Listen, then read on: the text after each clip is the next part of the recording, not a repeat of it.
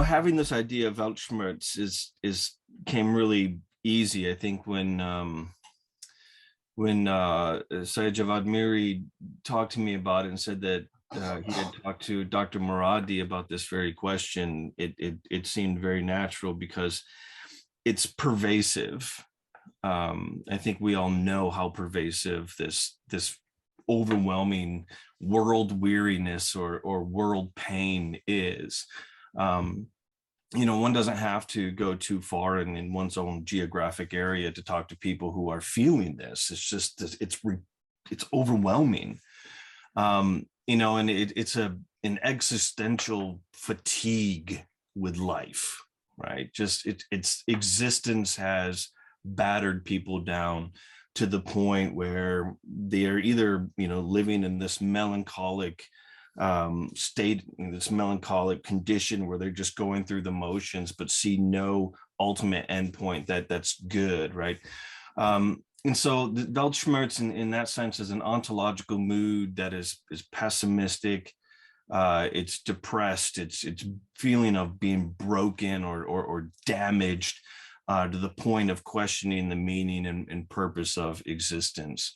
Now, of course, throughout world history, this has come about many times, but we're in a very interesting point in human existence where we have to deal with these particularities that we are dealing with in the modern period and the world over.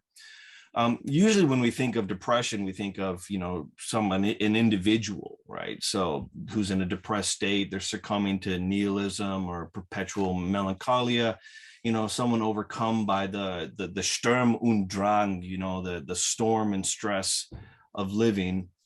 And when overcome, they can retreat into psychoanalysis, psychopharmacological treatment. They can retreat into the community that they have, if they have a community.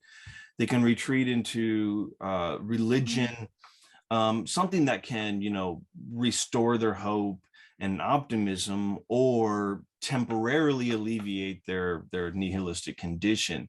But that's on the individual level. We're dealing with it, not even civilizationally, we're dealing with it globally. So what can we do on a worldwide level? Can the world seek Freud's couch? Can the world enter into psychoanalytic treatment, right?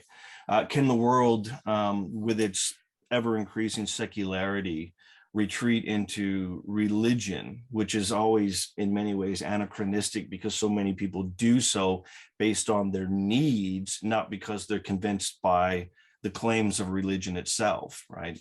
I think it was Adorno who already said that modern religion, in many cases, at least in the West, was more of a philosophy of religion as opposed to a true belief in it, right? It provides for their needs as opposed to providing for or convincing them of their claims. Can the world anesthetize itself by pharmacological means, right? So ultimately we have to ask, can this global pathos, such that Weltschmerz is, be cured by any of the resources that we have, right? And these are all troubling questions, and profoundly troubling questions that we have to talk about. We have to work ourselves through in some kind of psychoanalytic way, because we have a lot at stake here, not only for ourselves, but for, most importantly, for, I have 5 children, so for our future kids, right? So when we look at the causes of Weltschmerz, right? What causes humanity to go into this condition at this particular moment? And with talking with my students, friends, colleagues, I've tried to identify a few of them. Some of them have already been talked about, but I'll bring up some of them up. So ecological anxiety is huge, especially among this youngest generation. The idea of global warming and global climate change, that it is just massively depressive, right? Which creates a sense of that there's no hope for the future among the young. So, in the West, at least, that has translated, this no hope for the future is translated into no plans to start families, right? I mean, literally, this generation is talking about, yeah, I might get married, but I'm certainly not having any kids, right? Which of course would lead to demographic collapse, which especially in the West, all Western countries have a negative birth rate, which leads to reliance on immigration to the West for what the UN calls replacement population, which causes even more xenophobic anxiety, causing more xenophobic policies and social chaos, and more extremism, especially fascism, right, comes back up in response to this, because of this idea that we can't have kids, right? Why? Because of ecological guilt. So the chaos of global climate change is internalized as guilt. How can I have children and bring them into this futureless condition, this hopeless condition? And if I've already done so, have I condemned my own children to world suffering? Right? There's something that they can't even do anything about, right? They can always work hard and be creative and maybe work themselves into a different, from the working class into a middle class, something like that. But what can they do about this, right? As individuals? And have I condemned my children to do that? On top of that type of condition, you have what we're all dealing with right now, the COVID-19 pandemic, which now our scientists are telling us is going to be endemic. Right? It's not something we are going to defeat. It's going to be something we live with. And we can see already how much it's eclipsed our life world. I used to see Rudy every week for Saturday lunches and did this for 20 years, at least in my case. And he'd been doing it far longer than that. And that was a way of ordering my day. It was a way of rejuvenation, of seeing my doctor father, one of my best friends, my mentor, every week, and how spiritually enriching that was. And yet now, because of COVID-19, hyper isolated, right? It doesn't happen. We don't see each other. We only connect with each other digitally. It's very difficult to deal with this type of social isolation, which has now pervaded our lives, right? We have economic anxiety, at least in the US, and this might be something for those of you who are not here. This generation, my generation and the one that's coming up now, are expected to have shorter lives than the generations that preceded us.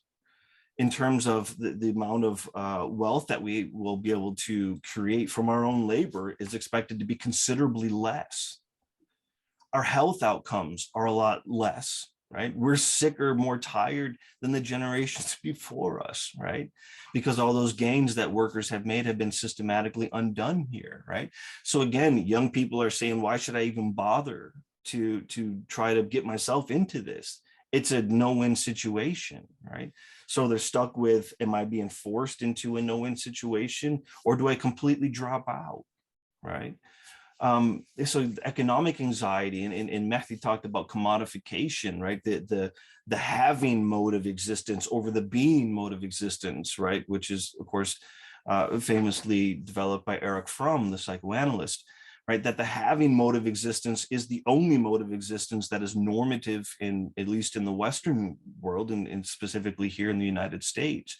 If you want to be a being person, you're going to be socially isolated, relegated to the sidelines. Now, maybe when you die, we'll celebrate you. Right? I mean, like with Dr. Martin Luther King, right? He was a person of being as opposed to a person of having. And when he was alive, he was enemy number one. When he's neutralized, then we can turn around and act like we agreed with him the whole time, right? But, because at death, he can become commodified, right? When at living, there's no way you can commodify him, right? Secularization, which goes to what Rudy was saying with the theodicy problem. People don't even want to think about the theodicy problem, so they just completely wipe it free of it, right? It's too damaging, it's too difficult, it's too psychologically painful.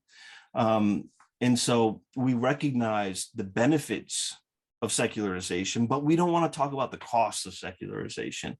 And the cost of secularization goes right back to, already, let's say, Nietzsche and the death of God, what he saw, the coming spiritual crisis of the West, and how do you deal with it? Now, you can deal with it the way he thought you could deal with it, but I mean, what's that going to lead to? Something horrible, obviously, right? As it did in many cases. So science and technology, the guilt that comes about through this. I mean, again, I'm loaded with 2 computers here and I have all these hard drives and whatnot. And so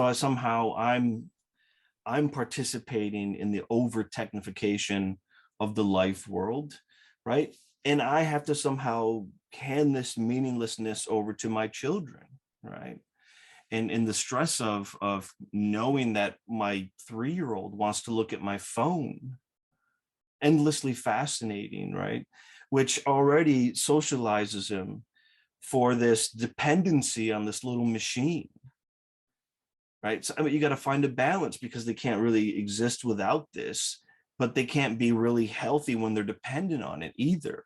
And when you look at, for instance, my students, when they start to show up for class, they can have a whole class full of people and they're not talking to each other at all because they're all right here on their phone. Right. So we have this great paradox that we can be connected globally through technology, and yet we are living these socially isolated lives, right? Especially this younger generation, right? Political anxiety. Right now, democracies are in retreat, right? You have the rise of the strongman and that chaos that it brings, especially in the case where the democracies aren't functioning well.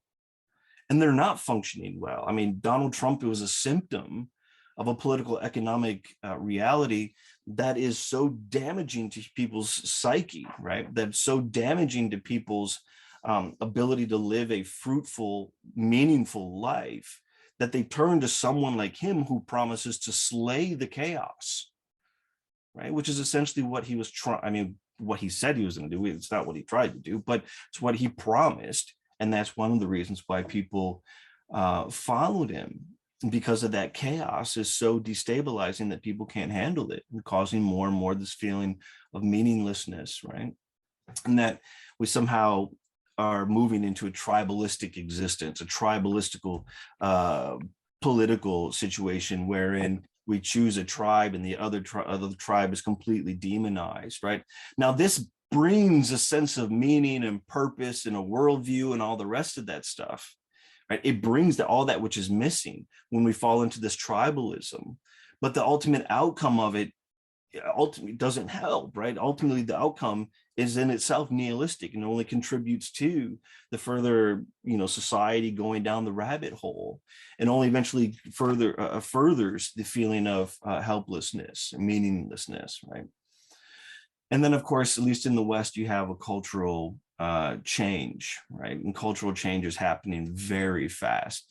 If you remember in 1965, that's when the US passed the immigration bill, which allowed essentially non-Westerners to come to the US. And ever since then, you have those who have retreated into identity politics that say, no, they're not Americans, they're not us, they are, sort of like honorary Americans. In fact, the majority leader of the Senate just a couple of days ago, Mitch McConnell, was talking about voting, and he said African Americans vote are on the same level as Americans, right? He said the quiet part out loud, right? Which we all know that that's what they think. There's Americans, they look like me, right?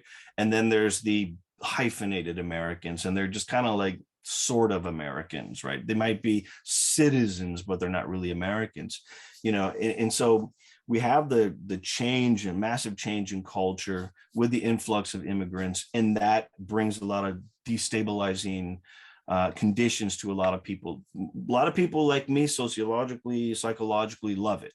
I love the variety. I love people from all over the world, brothers and sisters. I have that kind of constitution. But for a lot of people, that simply is not the case. So those are just a few of the things that are causing this Weltschmerz, at least here in the US or in the West. So we have to ask the question, what is our role as academics, as philosophers, sociologists, psychiatrists, right? Psychologists, dialecticians. My time, over 20 years that I spent studying with Rudy, we often engaged in not only a Marxian interpretation of the world, but also very much a Hegelian. And Hegel is sitting right behind him there in the bust. but we engaged in a dialectical Hegelian interpretation of world events. And we would do that every day, do a time diagnosis and prognosis to try to understand what's going on. And I think one of the things that imbued in me, and at least in my analysis, was one has to deal with the barbaric, the awful, the ugly truth about human existence, and humanity's capacity to destroy and sicken and kill and all the rest of that, the night side of history, if you will. But the Hegelian optimism was always stressed as well, right? That somehow, in some cases, not all, but in some cases, there is some kind of rose that proceeds from the cross, right? So some kind of good that comes out of the catastrophe. It's not always identifiable, right? And especially when you're in the thick of it, it might not be identifiable either what the good is, right? And it's, in this case, with Weltschmerz, it's hard to even see the good that's in the cross, but it might be there. It might be veiled. It might take time to get there.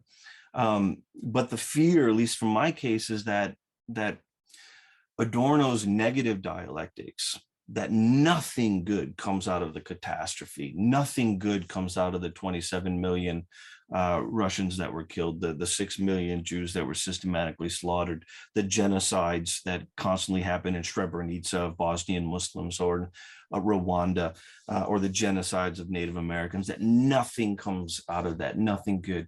To echo Walter Benjamin's Angel of History, that saw all of history as one massive catastrophe. If we succumb to that, we succumb to what psychologists call the mean world syndrome. And the mean world syndrome is the syndrome where that's all we see is the mean world. That's it, right? That all of it is suffering, all of human existence is meaningless, all of the world is persecutory, all of the world is oppressive. And we forget those moments where it's not. We forget the moments where we create beautiful music and poetry, and where we have children and the tenderness of being with those children and watching them grow. And that, I think, we can easily lose because the Weltschmerz is so pervasive and so ugly. And so as dialectical academics, dialectical thinkers, we have to hold on, I think, more to Hegel than to Adorno's analysis. Now, Adorno's analysis, you might say, was for Auschwitz, which I think is very true. Nothing good came out of Auschwitz, nothing. But I think we have to return to Hegel and Hegelian optimism. Otherwise, we succumb to what the Greeks called acedia, which is a state of listlessness and numbness, where we literally handicap ourselves. We take on the pain of the world to such an extent that we can't do anything about it. We've all met people who are completely defeated by life, and there's nothing they can do to change anything. And I think, we have to remain, as Zechariah says, right? We have to remain prisoners of hope, even if we are not optimistic. Thank you.